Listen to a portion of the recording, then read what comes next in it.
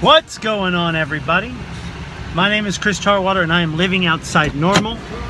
I want you to take a look at something. So today I'm out at I'm in Conroe, Texas. I'm at this Time-Wise here with one of the drivers, one of the reps with the company that I'm working with. So I'm out making stores with Lean Body, but the distribution company that we use, their name is Hilliard. Hilliard. So I don't know if you can see that, but I want to show you something. What do you see here?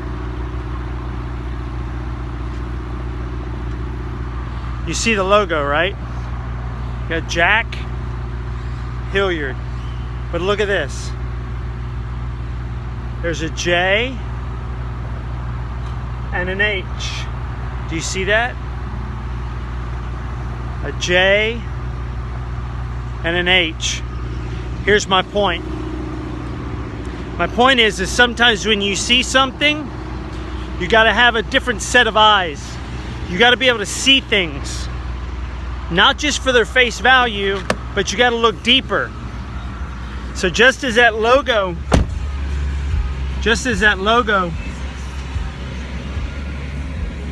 said Hilliard, and it looked like just a squiggly line underneath it, right?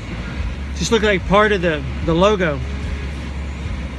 But when you know what to look for, when you have a different set of eyes, when you begin to see things more clearer, when somebody shows you that hidden in plain sight, there's something there that you might not see. Like there's something there that you might disregard because you think it's one way, but it's actually, there's intentionality behind it.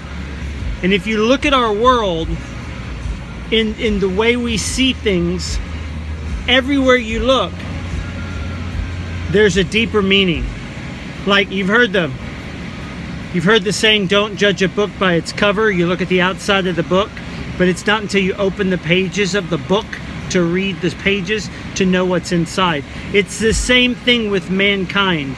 It's the same thing with Jesus actually said, people say all the time, don't judge me. You can't judge me, only heaven can judge me. Well, that's not even true, because we make judgments every day. We actually have been giving the discernment of spirits. We can discern. We need to judge correctly. Jesus said if you're going to judge correctly. You judge a tree by its fruit. So wherever we go, we're actually supposed to be looking at the spiritual, not the outward appearance of the flesh. It's another scripture that says, Paul was talking to, I'm not exactly sure which book it's in, which letter he wrote, but he said we no longer judge by outward appearance, but we look at the spirit of the man. You're looking deeper. So I want to encourage you today. Not only are you supposed to judge others by their potential, their destiny, and their value, what about if you're the man?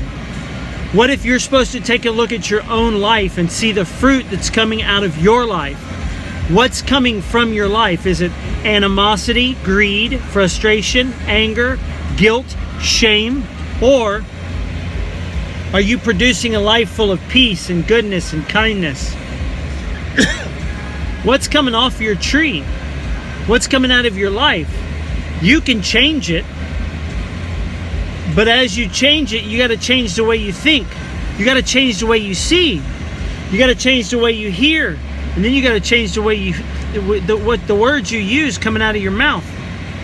How can fresh water and salt water come out of the same wellspring? We need to change our words, change the way we think. Well, how do you do that? Well, in order to change the way you think, you got to begin seeing differently and hearing differently.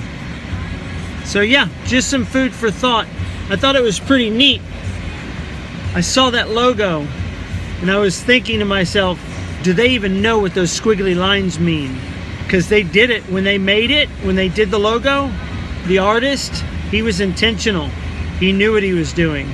Maybe the eye of the one who is reading the logo doesn't see it, but it doesn't mean it's not there. So yeah, anyway, just want to encourage you today. The change that you want to make is in you. It's possible. With man, there's impossibilities. But with God, all things are possible. So, okay, that's my little nugget for today. I got to get to work. Talk to you soon. Have a great day.